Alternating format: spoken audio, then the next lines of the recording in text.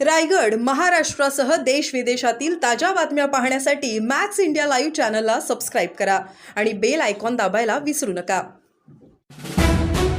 आमचे civil सर्जनचे report पण येतील आणि त्याच्या अनुषंगाने कुठला निर्णय घेतला पाहिजे, काय केला पाहिजे, त्याच्या अनुषंगाने पुढचे पाऊल उचलले जाईल। सर, पैसे मागणे किती उचित आहे? 10 लाख 20 लाख या प्रकरणात किंवा काही कारवाई होऊ शकते का? किंवा ही अशी प्रकारची घटना जर झाली असेल तर त्याच्यावर ॲब्सोल्युटली उचित कडक कारवाई करणे आवश्यक आहे।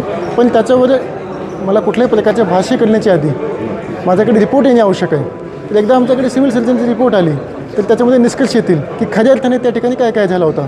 त्याच्यामध्ये ते हॉस्पिटलचे स्टेटमेंट पण घेणार आहे, जे अनफॉर्च्युनेटली ज्याची मृत्यू झाली आहे त्याचे नातेवाईकाचे सुद्धा ते स्टेटमेंट घेणार आहेत आणि त्याच्या अनुषंगाने आपण एक निष्कर्ष पण पोहोचू शकतो की खऱ्या अर्थाने कुठे चूक झाली आहे, कोणाची चूक होती।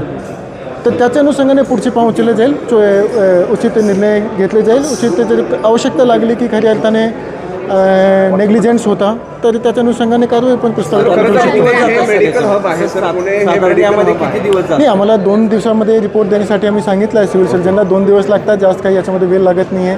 त्याच्यामध्ये ते स्टेटमेंट घेणार, त्याचे जे तेव्हा इलाज चालू होता तर त्याचे केस पेपर वगैरे ते बघणार आणि त्याच्या अनुषंगाने आमच्या इकडे रिपोर्ट सबमिट करतील। त्या रिपोर्टच्या आधारावर आम्ही पुढचा निर्णय घेऊ शकतो। सर, अनेक रुग्णांच्या असं तक्रार आहे की एकाच डॉक्टरांकडून अशा पैशांची मागणी होते आणि हलगर्जीपणा दिसून येतो।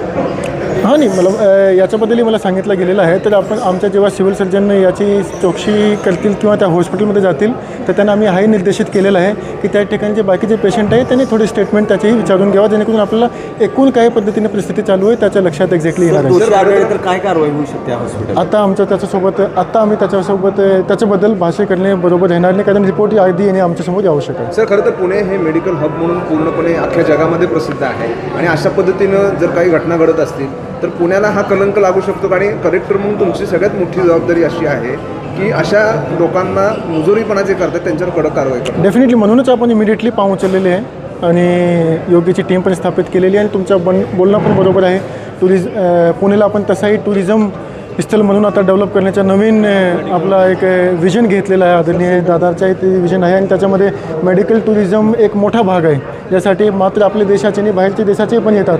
तर सर्वांची जबाबदारी आहे, प्रशासनाची जबाबदारी आहे, सर्व हॉस्पिटलची पण जबाबदारी आहे, मीडियाची सुद्धा जबाबदारी आहे जी तुम्ही केलेली आहे, पार पाडलेली आहे की अशा प्रकारची घटना समोर घडत असेल तर आपले समोर आले पाहिजे, जेणेकरून अशा प्रकारच्या कुठल्याही पुढे गोष्टी होऊ नये, योग्यचे पाऊल उचलले जातील आणि मेडिकल टुरिझम म्हणून जे तुम्ही आता बोला त्याच्यामध्ये आपण पुढे जाऊ शकतो। सर, यामध्ये